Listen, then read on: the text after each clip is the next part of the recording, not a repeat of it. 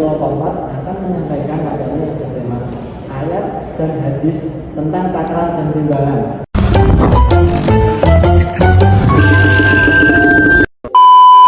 Di sini saya akan menjelaskan pengertian takaran dan timbangan.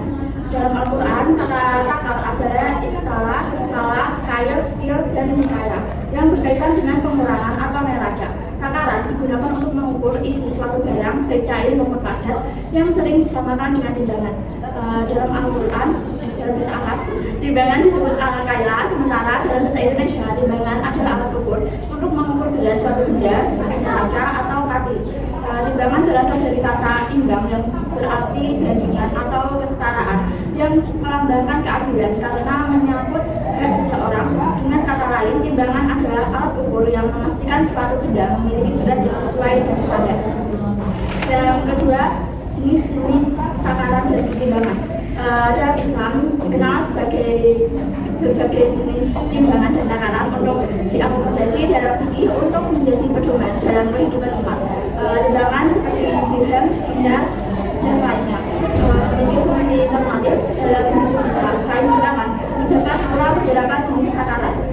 Yang pertama ada takaran panjang, yaitu terdiri dari meter dan inci. Yang kedua ada berat, yaitu kilogram, gram, dan ton.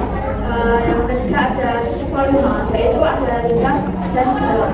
Dan yang keempat ada waktu, yaitu ada detik, menit, dan tahun. Yang kelima ada biaya, yaitu rupiah, dolar, dan nilai. Yang keenam ada kualitas dan jumlah, yaitu baik atau kurang banyaknya sedikit. Yang ketujuh ada satuan dan kuantitas, yaitu meteran seperti sentimeter, kilogram, dan gram. Jenis-jenis timbangan. Yang pertama ada timbangan manual, yaitu menggunakan jarum skala. Yang kedua, timbangan digital, yaitu angka ditampilkan secara elektronik. Yang ketiga ada yaitu gabungan manual dan digital. Yang keempat adalah analog, yaitu sederhana tapi banyak digunakan di pasar. Dalam praktik jual beli, pedagang memakai ukuran panjang, volume, berat, luas, dan minuman langsung seperti pembuatan atau pohon. Ada pula sistem takaran untuk barang yang tidak bisa diukur. Baik, selanjutnya di sini saya akan menjelaskan tentang dasar-dasar hukum takaran dan timbangan. Jual beli sebagai salah satu kegiatan dalam aktivitas perekonomian sangat dianjurkan untuk berlaku adil dan jujur di dalam kegiatan tersebut, dikemukakan dalam Quran Surat Ar-Rahman ayat 55 yang berbunyi Bismillahirrahmanirrahim wa aqimul wazna bil qisti wa la tahsirul mizan, yang artinya dan tegakkanlah timbangan itu dengan adil dan janganlah kamu mengurangi neraca itu. Ayat di atas menjelaskan bahwa tegakkanlah timbangan dengan adil. Dalam setiap perdagangan, Islam sangat menekankan pada pentingnya penegakan pada ukuran takaran dan timbangan secara adil dan benar, agar tidak ada pihak yang dirugikan. Selanjutnya, saya akan menjelaskan tentang ayat-ayat Al-Quran tentang takaran dan timbangan. Yang dijelaskan dalam Quran Surat Al-Isra ayat 35. Bismillahirrahmanirrahim. Wa awful kaila idza kiltum wazinu bil qisṭasil mustaqim. Dzalika khairul wa ahsanu ta'wila. Yang artinya, dan sempurnakanlah takaran apabila kamu menakarnya, dan timbanglah dengan neraca yang benar. Itulah yang lebih utama dan lebih baik.